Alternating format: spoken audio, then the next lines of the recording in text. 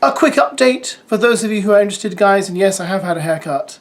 And all the hair that was chopped off my head has been donated to all local bald men in my area, guys. And they are currently sticking the hair that came off my head onto their heads. Yes, I'm a very charitable YouTuber at heart, you know. Yes, I'm one of those. Very much so. Now, let's talk about Dejon and this situation that's been ongoing. Because, let's be honest, up until now we haven't heard much from Dejon's camp.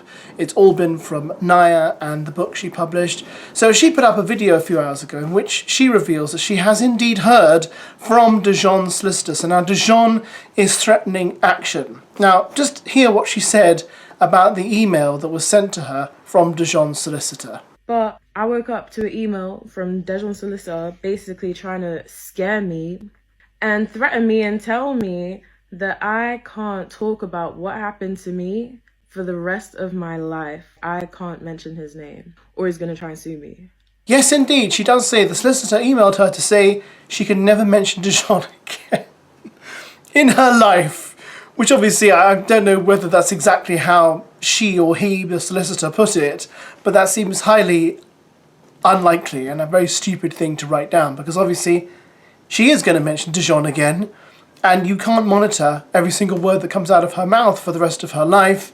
So technically he could sue her if she says, I knew Dejon, and then someone could say, well, then you shouldn't have said that, so now Dejon's going to sue you because you mentioned his name. So I just think that's a very silly thing to say. But there we go. So Dejon's solicitor has reached out to NIAH to say, stop talking about him.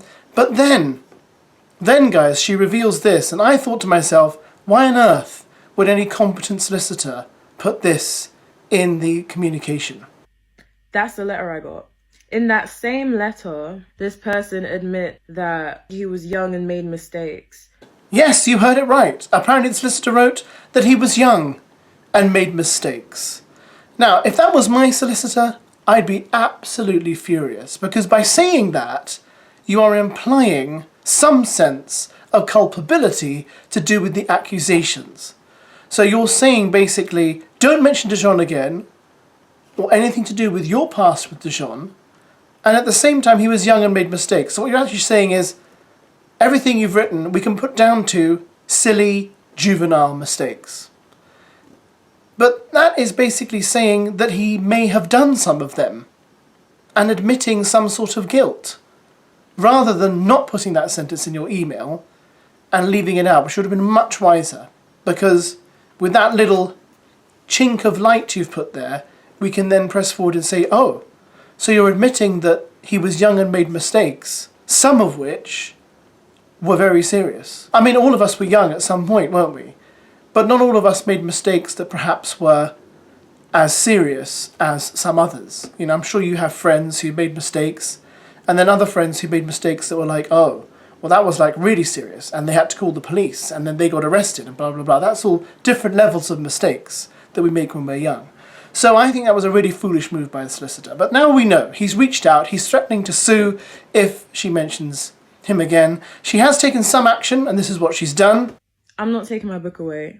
But since he's so angry that his name is in the book and the picture, apparently I don't have rights to, I'm taking the picture out, changing the name of the book. I'm changing it to Surviving That Boy, or Surviving a Narcissist. I don't know, but my story's not going away, because at the end of the day, I lived through that. I created that book. I'm never taking it away. I still stand on the points I said before. So the book has now been changed, so she's probably taken his name out of the title, and as it's an online ebook, she can easily change the actual content and remove his name from it, which is probably why she never published it as a book in paper form, because of course in paper form that's impossible. The book's already out there. You'd have to pulp all the copies in order to get rid of his name from those. So that's the situation at the moment. So now, for the first time in a long time, we seem to have two Love Island couples who are potentially stuck in legal deadlock. We've got Dejon threatening to sue NIAH, and NIAH saying, well, I'm not budging. I don't know what Dejon's going to do going forward, and like I said, I do question that solicitor's moves.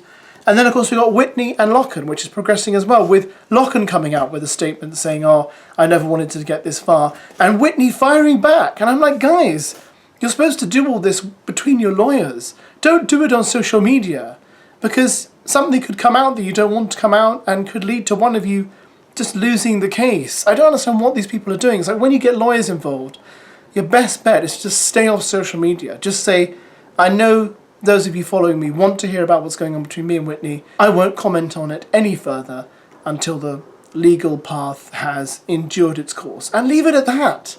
Because otherwise, terrible things could come out. Anyway, you understand. So that's the way the land lies, guys. Let me know if you think this was the right choice for Dejon to make, or do you think this was the right choice for his solicitor to make in the way that they've framed that communication? Obviously, none of us have seen it and it's confidential, so we won't. Do you think this will bring an end to it? Or do you think this is just the beginning of what could be a very long and drawn out chapter for both couples? Thanks for watching, guys, and I'll catch you later.